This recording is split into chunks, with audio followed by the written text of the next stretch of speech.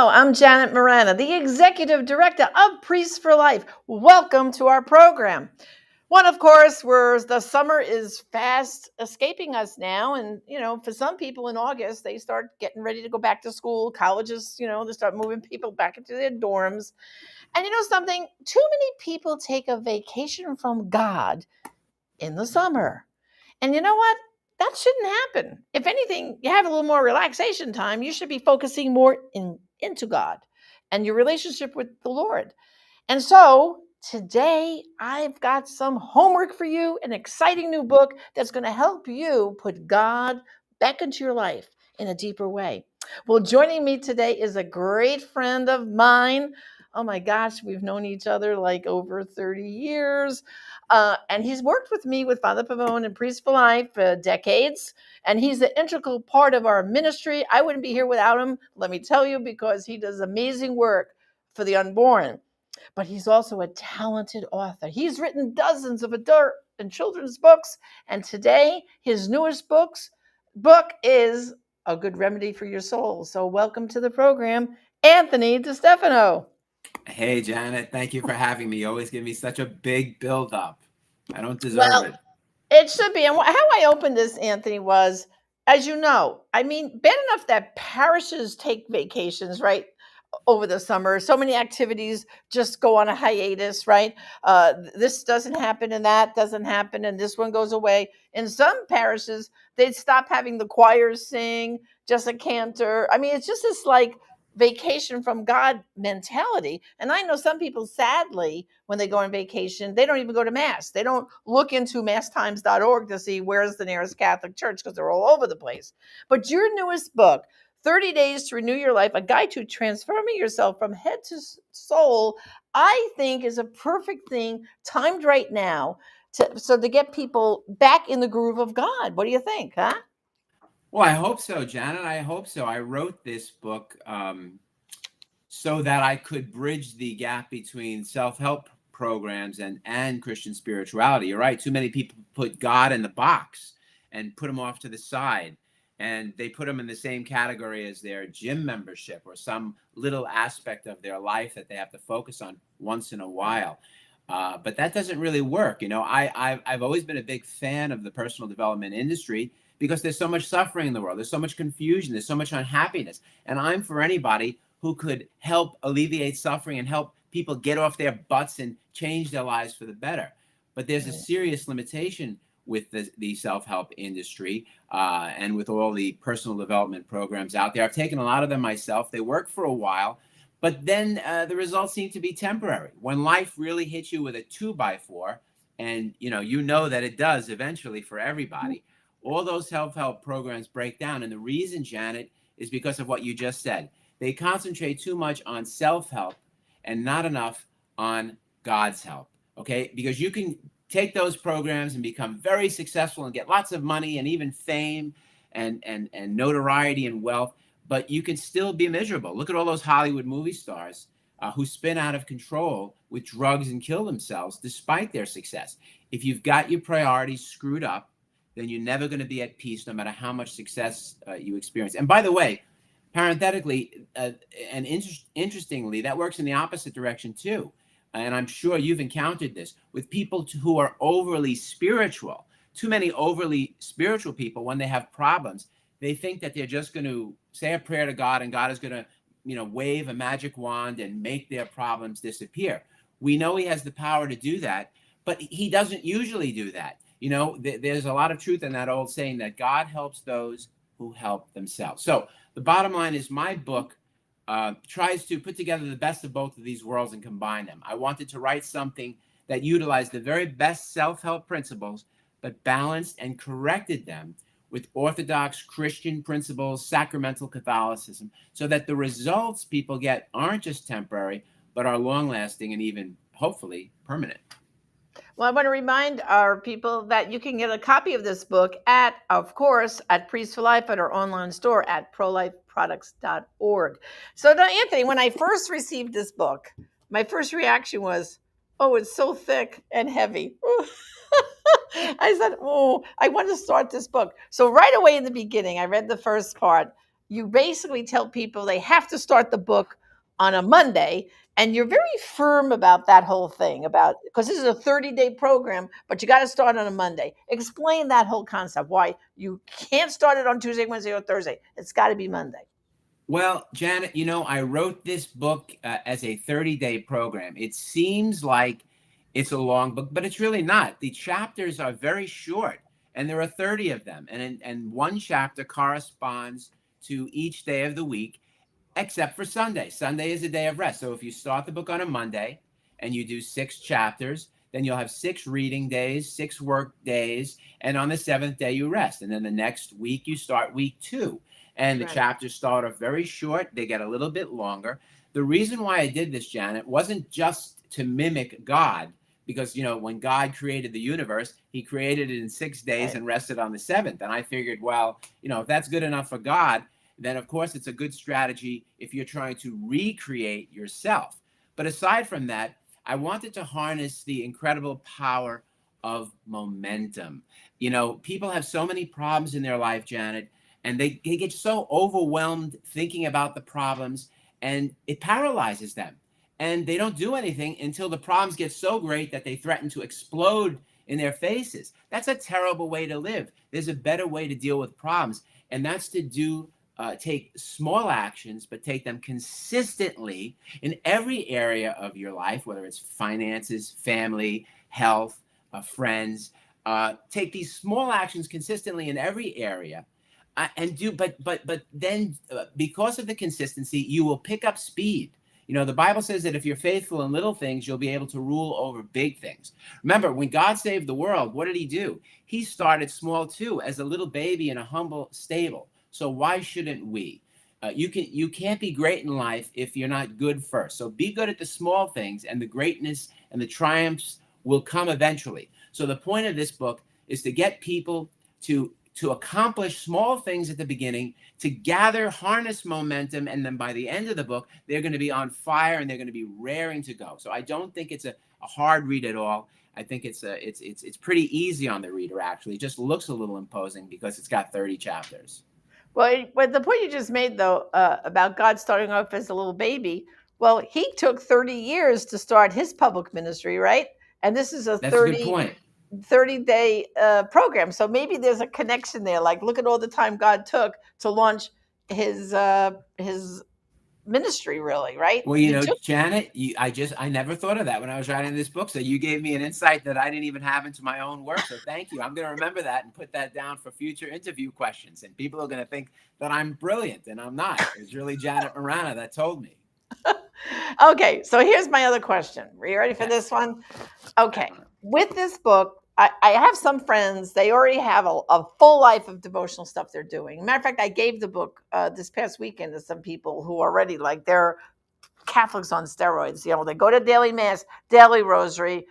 They read the Magnificat prayers throughout the day.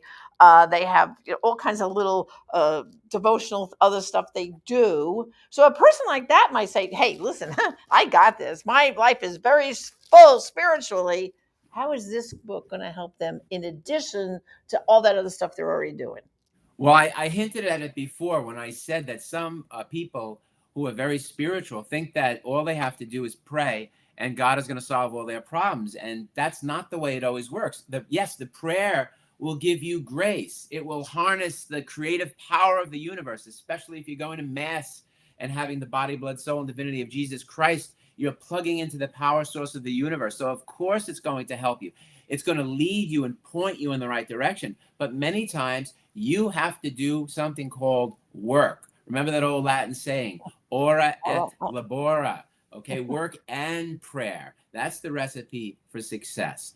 If you look at Jesus Christ during the Gospels, he didn't just pray. He went off and prayed a lot, but he was always moving, always working. And that's the whole point of this book, to show people, even people who are very spiritual and very Catholic, and people who are making use of that sacramental power, that there are some tools that the personal development industry has discovered about goal setting and about harnessing the power of momentum, and about cleaning up the messes in your life, and about the connection between motion and emotion, things like that, because you got to get moving. You got to move sometimes to change your state. You can be the holiest monk in the world, but if you just stay inside and pray all day long and you don't go outside into the sunlight and move, your spiritual life is going to dry up.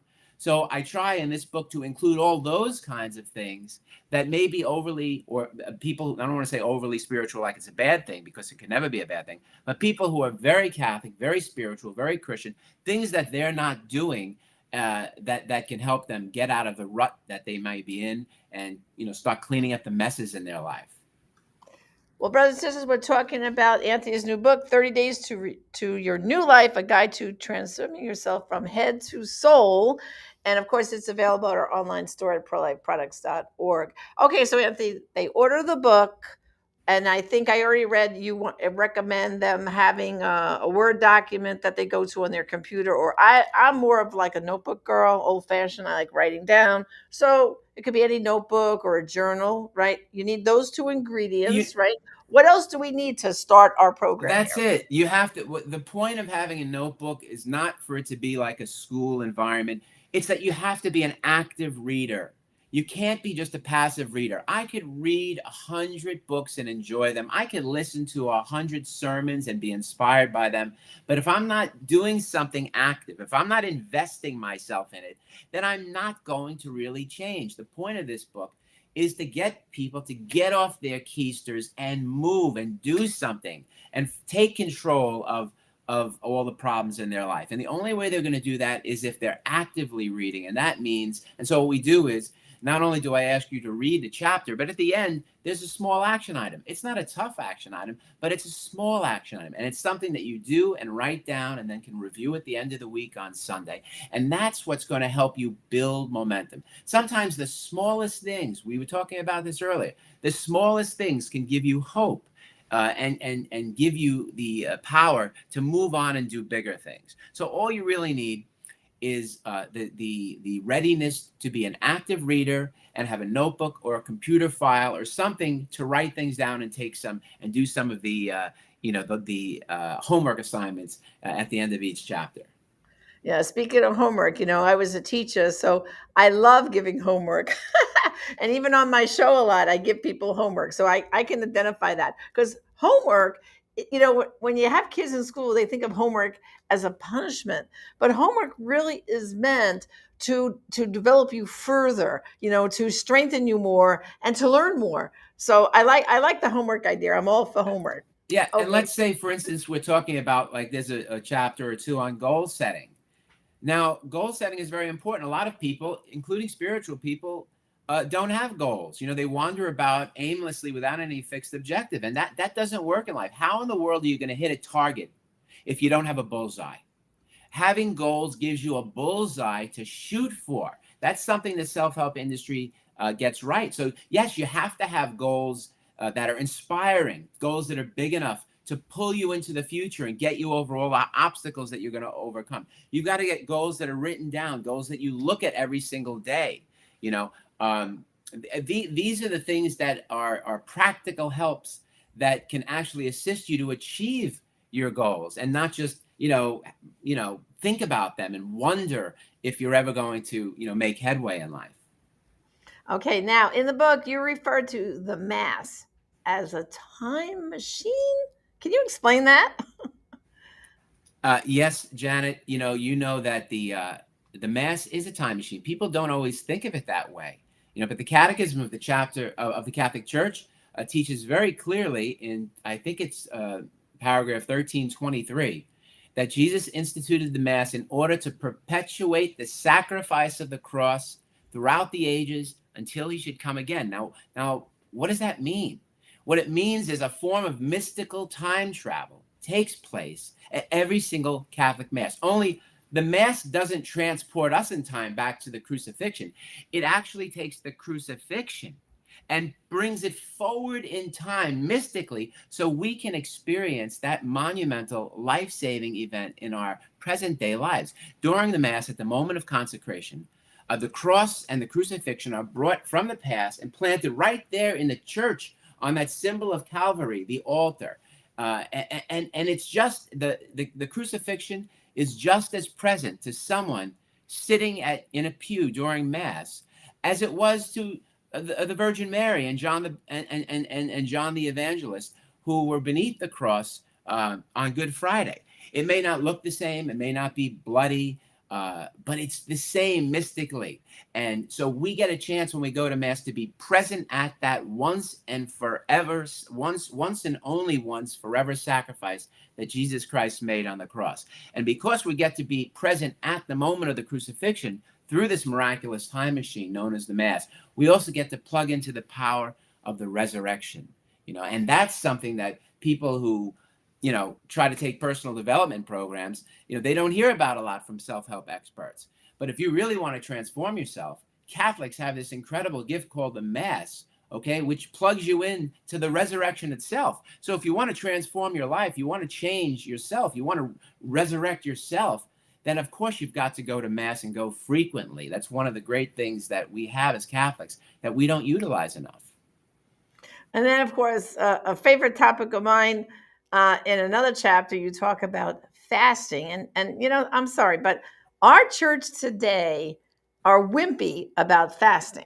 All these things, you don't have to do this anymore. When I was a kid growing up, you could not eat any food from the night before till you received communion the next day at Mass. I mean, that's what the fasting was. So you had to have your breakfast after you went to church. I mean, that was the rule. Of course, then they reduced it now to an hour. And I've heard some people say, well, as long as it's at least a half hour before you receive. I'm like, come on, are we going to keep cutting the rules about fasting? And then, of course, all during Lent, fasting is gone. I mean, what are we supposed to do during Lent? Fast is one of the key things. But when you hear most people, they're very wimpy at fasting. And I myself do intermittent fasting. I can actually go a day and a half without eating. I could just drink, water and stuff like that, take my supplements.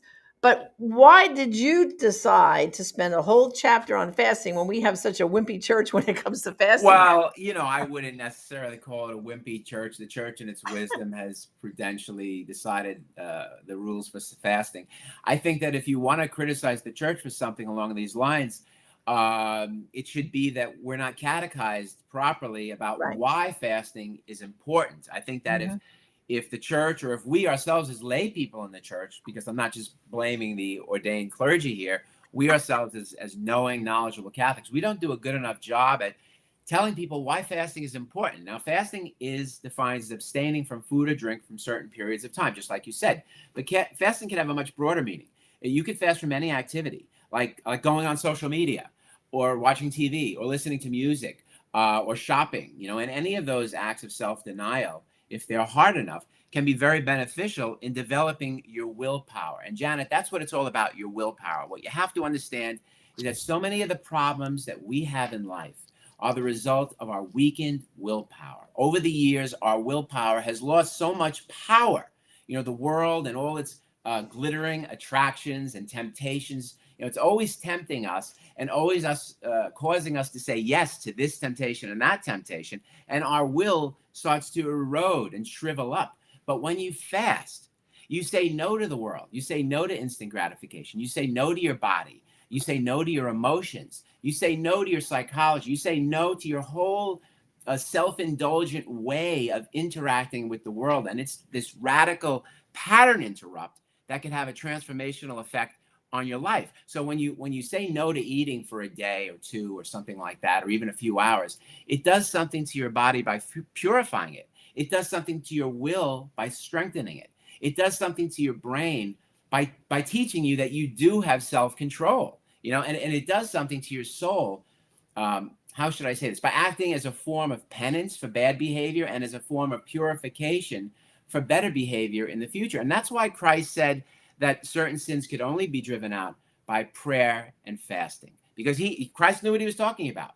Fasting helps your soul in so many ways. It produces humility, it produces sorrow for sins, and mainly it helps you to discern God's will for you by purifying you. And it makes it more clear, I think, which direction you have to go. So yes, I devoted a whole chapter in the book to fasting. And no, I don't ask people to fast for 2 or 3 days. It's a pretty easy fast, 24 hours, but it's something that I think could kickstart a person's efforts to transform themselves. Well, I can tell you, I've done that 24-hour fast, and you just feel great.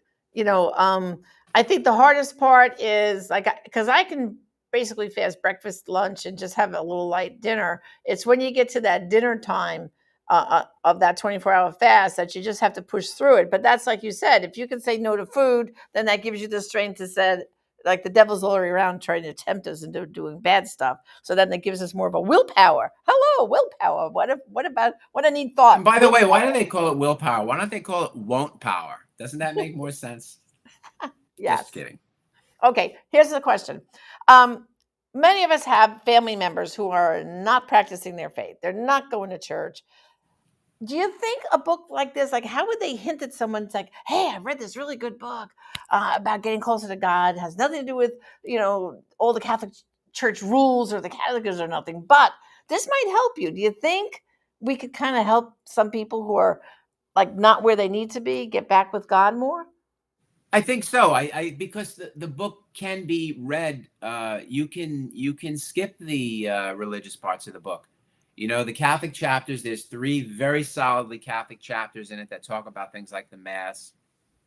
The book is infused, of course, with my own Catholic dogmatic beliefs, but so much of the book is just good for any Christian or anyone who believes in God, or even it could help the personal development aspects of the book can help you even if you don't believe in God at all. I mean, the basics that we teach in this book work for anybody, you know. So yes, I think that this might even be a sneaky way, if you want, to help people get back to the faith, because you can give this book to them as a self-help personal development book, and there's enough of that, especially at the beginning, to carry people along and get excited about the way they're transforming their life, that when they get to the more religious parts, they might be more open to embracing that.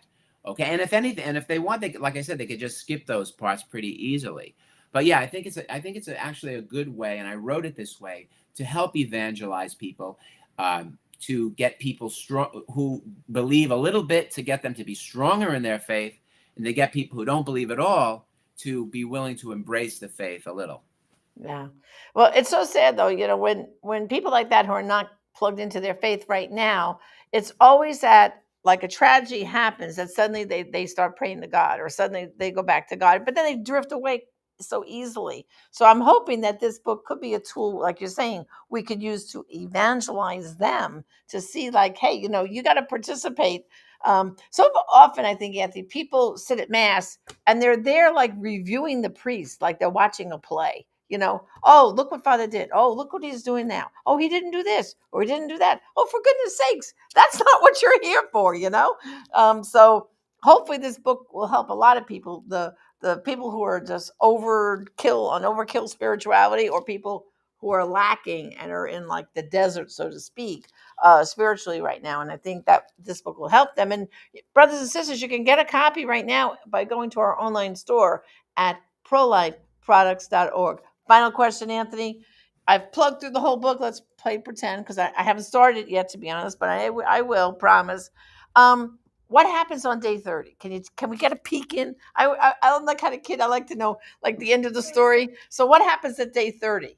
What I do is I pull all the principles together. I summarize all the chapters of the book into one, what I call code of conduct.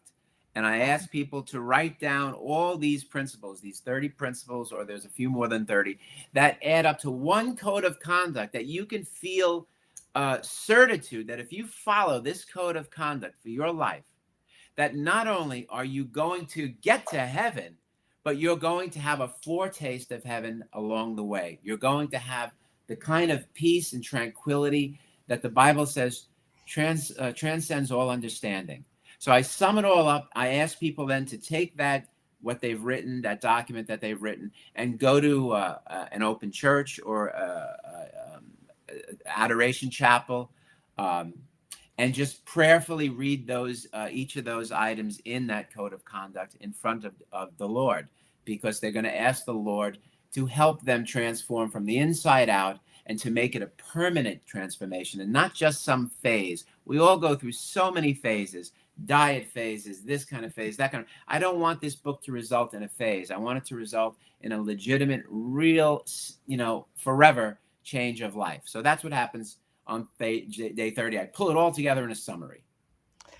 Well, Anthony, I really want to thank you for sharing with us this time, and you've really helped me want to like get into the. I have to wait now to a Monday, but I will start That's the book. right.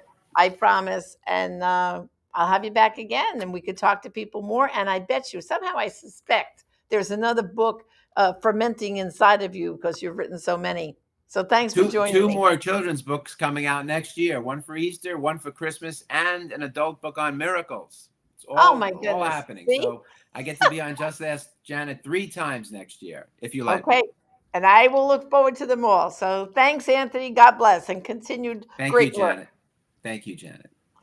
Well, brothers and sisters, I hope this excited you that, like it has me, that we can kind of get ourselves closer to God and dive into this book. So, again, 30 Days to Your New Life, a guide to transforming yourself from head to soul, available at our online store at prolifeproducts.org. And remember, brothers and sisters, you got to be in it to win it. So, you got to be in it for God by starting with this great way of resetting your engine a little bit.